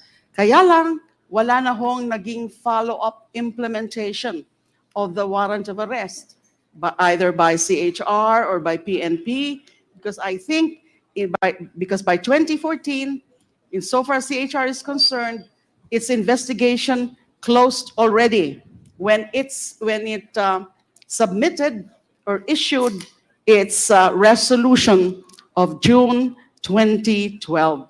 So hindi na po na follow up yung ano sana ng mga mass graves na yan. Mr. Chair, may nabanggit na tatlong location ng mga mass grave. Doon sa course ng investigation ni Senator LEILA bilang dating chairperson ng Commission on Human Rights, meron po bang credible estimate kung ilan itong mga mass grave na ito na siyang facilitate ng Davao Death Squad bilang bahagi ng war on drugs? It was difficult to really determine with to come up with a credible figure. Ang natatandaan ko po, yung si Edgar Matobato, meron din po siyang sinabi tungkol dyan. I'm not sure if he actually mentioned any number with respect dun sa mga alam niya, na mga linibing nila. In fact, in some of those, participant talaga siya sa paglilibing, kasama yung mga iba pang miyembro ng DDS. So I have to check from Mr. Matubato's affidavit, and also his testimony before the Senate, kung meron siya talagang nabanggit na estimate of the number. But again, I think it would be difficult really na makuha natin kung ilan talaga yung mga linibing doon. Thank you, Mr. Chair. Pero Mr. Chair, at least, so far alam natin, merong at least 3 na mga mass grave. Tama po ba? Yes. Thank you, Mr. Chair. Kasi Mr. Chair, isipin pa lang natin, kahit nga isang mass grave pa lang ay sobrang heinous na ng kung sino man yung mga gagawa ng isang ganong bagay. Tapos doon lang basta-basta magtatambak ng mga bangkay ng mga tao na merong mga pamilya, 'di ba? Merong mga pinanggagalingan din, merong mga gusto sanang gawin sa buhay pero napatay na lang ng gano'n na lamang. Mr. Chair, meron po ba kahit isa lang doon sa mga bangkay mula sa mga mass grave na na-retrieve pa para maibalik sa kanilang mga pamilya? Wala po ako matandaan. At Mr. Chair, meron din bang mga pamilya na lumapit sa CHR dahil ang suspecha po nila ay dahil hindi na nila mahanap yung kanilang mga pamilya, sila po ay nag-isip na baka nasa mass grave na yung bangkay ng kanilang mga kamag-anak. May ganun po bang mga instances? Wala po akong ma-recall if there are really families ng mga victims sa DDS killings na lumapit sa CHR para hanapin yung kanilang mga bangkay. Ang alam ko, because it's more recent, is that may mga families of victims who visited me when I was in jail at Camp Crame at the PNP Custodial Center, and there were quite a number of them who relayed to me yung mga naging experience nila, yung tungkol sa pagpatay under the war on drugs. But as to the mass graves, again, I will have to review my personal notes, comprehensive po yung aking personal notes and I'll have to check that out. Mr. Chair, Your Honors. Mr. Chair, noong ginawa ng nationwide model, yung model ng war on drugs galing sa Davao, na pinamunuan nung then Mayor Rodrigo Duterte. Mr. Chair, dahil I would assume na hindi na ganun kadaling mag-set up ng mga mass graves, lalo na kung ginawa halimbawa yung Oplan Tokhang sa mga urban centers. So in that case, ay based dun sa initial investigations nung si Senator LEILA de Lima ay nag-lead na po ng isang komite sa Senado, ano na po yung kadalasang paraan para ma-dispose yung bangkay ng mga naging biktima, no? Kahit ng mga inosenteng biktima ng war on drugs? Siyempre yung mga sa salvaging. Pero alam niyo po about the Senate inquiry. I was the chairperson of the Senate Committee on Justice and Human Rights, but I was able to preside or conduct only an inquiry for 3 hearings. Kasi po after the 3rd hearing, kung saan prinisenta ko po si Edgar Matobato, ay inalis na po ako bilang chairperson of that committee by the majority of my colleagues then. So iba na po yung nagpatuloy. Because in that Senate inquiry, gusto ko sana talagang tukuyin na yung mga killings na yan, starting in 2016, are really state-sponsored or state-inspired. Kaya lang, as I would remember, may naka-ready actually na about 13 CHR witnesses from the CHR na pinovide sa Senate Committee on Justice and Human Rights. Pero 2 pa lang po yung na-present ko, and also si Mr. Edgar Matobato, but I was already ousted as a CHR chairperson. Now, after the 3rd hearing, what I recall is that 3 more hearings were done under a new chairperson. Pero it was abruptly terminated kasi they did not even call the other available CHR witnesses na ready sanang i-present before I was ousted as CHR chairperson. They did not even present them. So ang nangyari, they issued the findings, the resolution, and one of the core finding is that there's no evidence that the killings at that time were actually state-sponsored. Something that I wanted to prove sana kung hinayaan lang po ako. Although of course I could understand that perhaps it was such a tough job, a tough challenge for me to prove it. Especially that nandyan pa yung dating Pangulo sa poder na nahihirapan pa na talagang kumuha ng mga iba pa ng mga witnesses, especially from within. Hindi katulad po ngayon na naglalabasan na po sila. May mga insiders na po na sinasabi na kung ano yung mga nalalaman nila, but not during that time. Pero I wanted to do it. After sana the presentation of those CHR witnesses, these are individual accounts of individual cases of summary execution during operations, yung mga sinasabi nilang nanlaban, pero hindi naman pala nanlaban.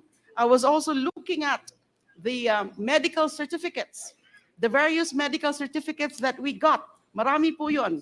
At ang dami talagang mga kaduda-duda doon.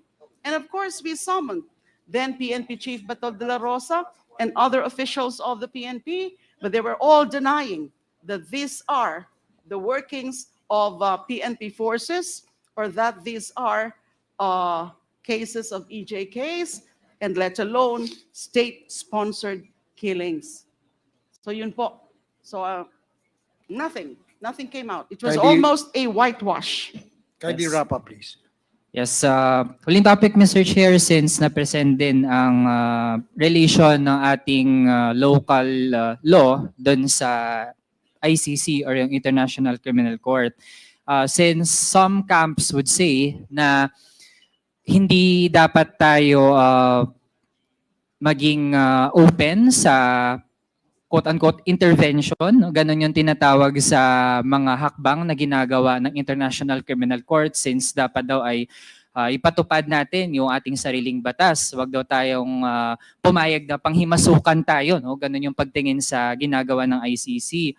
But since Senator LEILA mentioned yung Section 17 ng RA 9851, tama po ba yung aking interpretation, Mr. Chair, na pinapatupad pa rin naman natin yung ating local law, which is yung RA 9851, if the Philippine government cooperates with the International Criminal Court? Dahil sa committee nga po natin, Mr. Chair, sa Committee on Human Rights and Committee on Justice, we approved a resolution. We are urging, as part of the legislative, we are urging the executive na mag-cooperate sa ICC when it comes to this war on drugs. So, ibig sabihin, Mr. Chair, we are not surrendering our sovereignty. We are actually implementing the intent of our domestic laws kapag mag-cooperate ang Philippine government sa ICC. Tama po ba yung aking pagtingin, Mr. Chair? Tama po yan, Mr. Chair and Your Honors. Dahil nga nandyan ang batas. In fact, nauna pa yan, 2009, before the Senate ratified the Rome Statute. But yung Rome Statute po was signed as early as 2000. I was just reminded by Attorney Conte earlier that it was actually signed by the former President Erap Estrada. Kaya lang, the ratification took some time. So it was only in 2011. But before that, pinasa nga itong RA 9851. And sa pagbabasa ko nga po ng mga provisions ng 9851, it is as if those who push for that are actually anticipating that there would be an international body that would be coming in or would be involved in the investigation of crimes that would fall under any of those crimes cognizable by ICC, including crimes against humanity. Kaya nila siguro pinasok yung Section 17 na yan. Malinaw sa akin na kahit may investigasyon tayo dito, pwede pa tayong makipag-cooperate. And there's nothing in the Rome Statute which says, except the complementarity principle, na ang hinihintay kasi ng ICC ay yung genuine investigation focusing on those with the highest or the greatest responsibility. If I may just quote from the ICC pretrial chambers decision in January 26, 2023, decision authorizing the resumption of the investigation. Ang naging conclusion nila, kaya they ordered for the resumption of the proceedings of the ICC investigation at dinismiss nila yung appeal ng Philippine government. And I quote, "The domestic proceedings in the Philippines do not sufficiently mirror the expected scope of the court's investigation, since they only address the physical low-ranking perpetrators and at present do not extend to any high-ranking officials." Further, the ICC pretrial chamber said, "The chamber finds that the PH has failed to demonstrate that the Philippines has failed to demonstrate that it has conducted relevant investigations and prosecution with respect to 4 issues." This was in 2023, as I said, ito yung decision nila authorizing the resumption. Number 1, the alleged killings in Davao from 2011 to 2016, which is within the duration of the ICC investigation. Pwede lang kasi mag-imbestiga yung ICC from yung sa 2011 up to 2019 when the withdrawal became effective. Number 2, crimes other than murder committed in connection with the war on drugs. 3, the killings outside official police operations, meaning yung mga riding in tandem, yung mga hindi natin sigurado kung mga police ba yan or are these agents of police officers, yung mga assassins. And number 4, and this is very important, the responsibility of individuals beyond the physical perpetrators of the alleged crimes.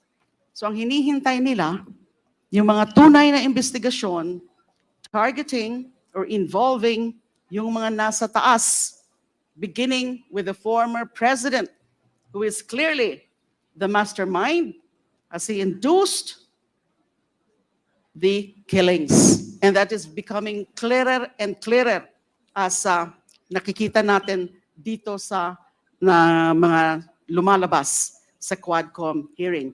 Then that is the complementarity principle. Since hindi pa nila nakikita may tunay na investigasyon, and when they say investigation or proceedings, they are clearly referring to criminal proceedings. So ito pong magiging resulta ng Quadcom. Fine, I think we can be hopeful and optimistic na may mga lalabas. Pero later po, o may lalabas na resolusyon na can also categorically identify yung mga nasa taas based on the evidence na makakalap o kinakalap na ngayon ng Quad Committee. But later, kung hanggang doon lang po at hanggang doon lang yung mga gagawin din ng Kongreso, because ang mandato ng Kongreso is, in aid of legislation to enact laws, it could only recommend to the other relevant agencies and offices kung ano pa mga dapat gawin, including the investigation. Kung wala talaga yung investigasyon na yan, hindi po natin pwedeng pigilan ang ICC. Because yun na yung sinabi nila. Kasi hindi pa naman talaga tina-target, puro lang sa low level. Tsaka yung ICC is not actually focusing on the low level.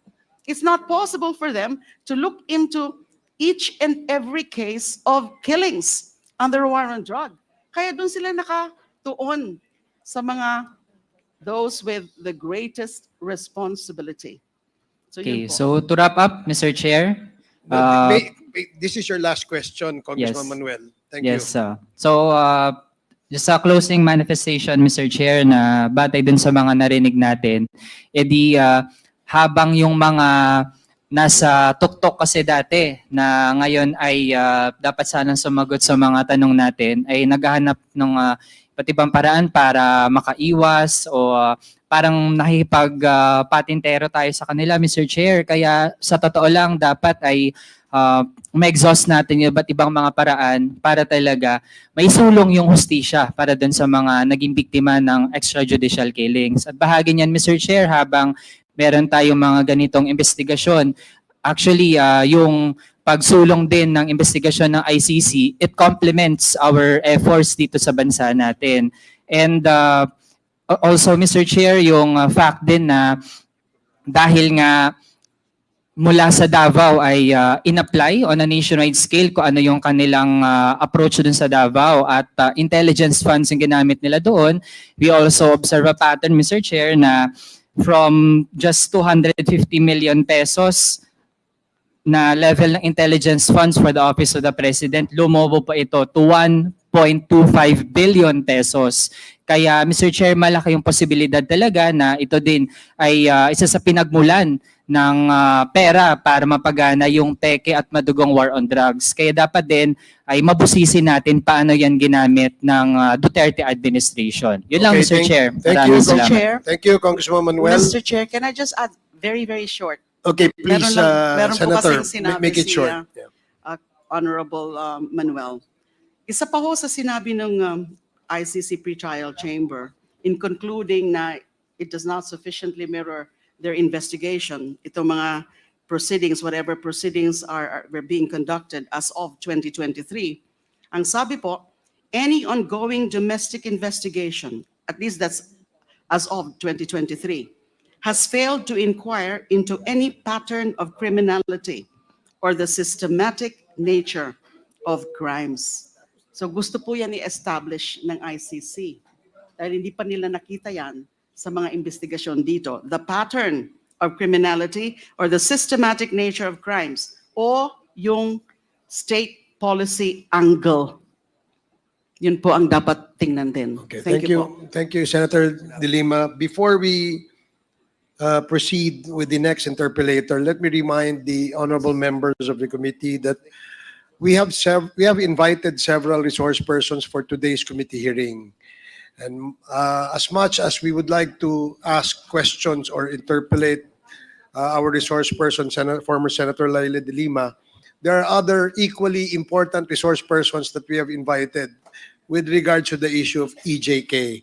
So if I may request the honorable members to shorten our questions. We will have several opportunities because this is not the first and the last that we will invite Senator LEILA de Lima. There will be several opportunities for all of us to be able to ask questions on the issue. Now, the next interpellator is Congressman Rog Gutierrez. You have 10 minutes, and please shorten our interpellations. Thank you. Thank you, Mr. Chair. Mr. Chair, I'll just be directing my questions to the former Senator de Lima, and I'll try to make it quick, Mr. Chair. To the Chair, most respectfully, just to give us a background po, no? Kasi I'm sure we'll have more opportunities in later time, but just to lay the base for the interpellation that we're having, for the inquiry that we're having, could you please give us a background through the Honorable Chairman of your service? Because as I understand, you were previously chairwoman for the CHR, is that correct? And after that, you were the secretary for the DOJ from 2010 to 2015. Yes, Mr. Chair, Your Honors. And then senator from 2016 to 2022. Yes, sir. Prior to your stint as in the CHR, may we know of your track service po in relation, anything that would be relevant to the investigation on the EJK? My first government service was as CHR chairperson. Before that, I was a practitioner, an election law practitioner. Actually, I didn't have any background in human rights before I was appointed by the former President Gloria Macapagal Arroyo as CHR chairperson. So I was an election law practitioner. So that was my area of expertise. Very limited lang po yung exposure ko ng human rights before I joined the Commission on Human Rights. Thank you, Mr. Chair. Given that background, I guess for the purposes of our inquiry on EJK, it would be appropriate to limit the interpellation for the years 2018 up to the up to now, since she still is espousing this as her advocacy. So, Mr. Chair, maybe we ask, just to clarify, during your stint at the CHR in 2008 to 2010, this was when you started the investigation into the Davao Death Squad. Yes, Your Honor, 2009. 2009. And what is the result of this? How do you call this? Is this an inquiry? Is this Yes, it was actually a public inquiry. We held several public hearings right there in Davao City. In fact, one of the resource persons that we summoned, and the very first resource person that we summoned, was then Mayor Rodrigo Duterte. We also summoned some other officers, especially in the police force and barangay captains, etc. Now, I was saying earlier that yung mga nakausap kasi namin ng mga insiders, kasi at that time, hindi pa namin nakausap sila Matobato and si Las Cañas. Their names were already mentioned, but we never met them before. Nung sa Senate inquiry na lang sila lumabas. So, yung sabi ko po kanina, nahirapan nga kami nung una because we have to really hold very discreet, and mga nagtatago kami nun whenever we were interviewing these witnesses, and we have to use aliases. Of course, they gave us the names, the true names, but they said they should not be revealed, their true names. So, natapos namin yung hearings, but hindi ko na po natapos yung pinaka-report because I was already appointed as DOJ Secretary. Although, as I said, I do have with me the personal investigation notes, which I actually shared with the CHR, yung pagkakatanda ko po noon. And the CHR later came up with this resolution in June 2012. Meron din po sila mga findings doon. But yung iba po, marami po doon sa mga personal investigation notes na hindi na po nila nasama doon sa CHR resolution. I have no personal knowledge about the deliberations of the CHR and bank nung wala na po ako. Kasi which resulted in their resolution issued in June of 2012. Ang alam ko po, ang natatandaan ko po sa resolution na yon of 2012 is one of their recommendations is to investigate and file administrative and criminal charges against then Mayor Rodrigo Duterte and police officers who were identified to be members of the Davao Death Squad. Thank you. Mr. Chair, so from 2008 to 2010, your stint as a chairperson 2008. 2008, sorry, 2008 to 2010, you started the investigations. You've had a few public hearings. You were not around for the resolution. But the resolution in June 2012, there was one of the recommendations was to start an investigation. This was at the time that you were already Secretary of Justice. Is this Yes, correct? Your Honor. Did you start any investigation in relation to the filing of this resolution? The resolution was directed also to the Ombudsman and also to investigative agencies to conduct further investigation. I gave instructions to our NBI to follow through with the findings. Although my information then was that nahihirapan din sila. They could not even trace those witnesses anymore. So si Matubato nga po, even if he was covered under the Witness Protection Program, eventually he left dahil hindi pa naman natapos yung investigation na yung supposedly follow-through investigation din ng NBI. Thank you. Mr. Chair, and just for the record, since 2012 and the stint was over by 2015, in the span of 3 years, I understand it would be hard to really ready a case and it would have spilled over. However, Mr. Chair, just a quick question. Yung personal notes po that you mentioned and that you submitted to the ICC, is this an official document? It's a personal investigation notes because it contained the facts, the information that we got from several witnesses. As I recall, shinare ko ho yun dun sa CHR team as part of the records of the investigation of the DDS. But this cannot be considered official because this was not really formally adopted, as far as I know, by the CHR and bank nung umalis na po ako. So it was not, Mr. Chair, it was not adopted by the CHR since it's personal in nature. However, it has been accepted by the ICC. Is that correct? Yes, I shared it. As I recall, although I cannot really say categorically kung talagang naipa-share ko yun because I was one of those who submitted actually a communication with the ICC. The supplemental communication. I must have mentioned that there. Thank you, Mr. Chair. And Mr. Chair, for the last question, for the last topic on the background, the professional government background, this is your Senate stint from 2016 to 2022, in which you held 3 public hearings on the EJK. May we know what was the status at the end of that? I understand under our rules we can take notice of proceedings in the Senate, but for the benefit of everyone here, and especially those who might not have had have not been part of the government at the time, may we know what was the result of that inquiry, or was it just abruptly stopped? The Senate Committee on Justice and Human Rights, chaired by another senator, because I was no longer the chair, issued a resolution, I think, if I'm not mistaken, December of 2016. I also submitted a dissenting report, a 144-page dissenting report.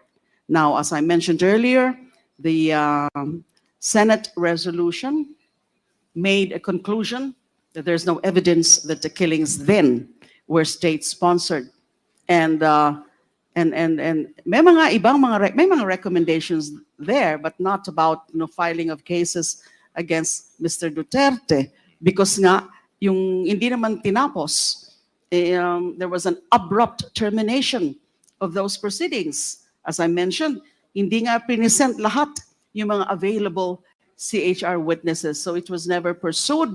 And it's no longer surprising na ganun yung naging conclusion nila na hindi daw po state-sponsored, although they made several good recommendations about, reforms in the PNP system, etc., etc. Thank you, Mr. Chair. Mr. Chair, moving forward, of course, chronologically, this is no longer part of your government service, but we can't escape the fact that cases were filed against you po. May we just know what is the status of these cases right now? Because, of course, this would come into the... some people might ask, some people might question the credibility of your presence here as a resource person. So we'd just like to know po, how many cases were filed and what is the status of each of these? There were 3 drug-related cases filed against me. Initially, as consummated illegal drug trading. Illegal drug trading, consummated. But later it was amended by the prosecution into conspiracy to commit illegal drug trading.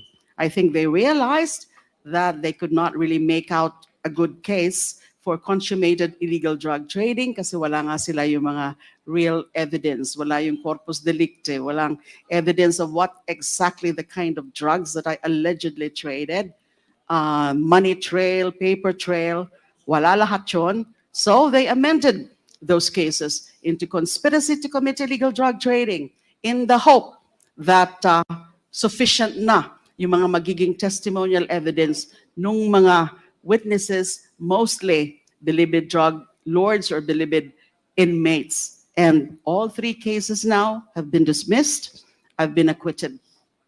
These are definitely trumped up charges. Thank you, Mr. Chair. So the 3 cases were already dismissed. Have any of them been dismissed by virtue of a demurrer to evidence, or it was all sought? Yes, it was the all 2 of pursued? them. Among the 3,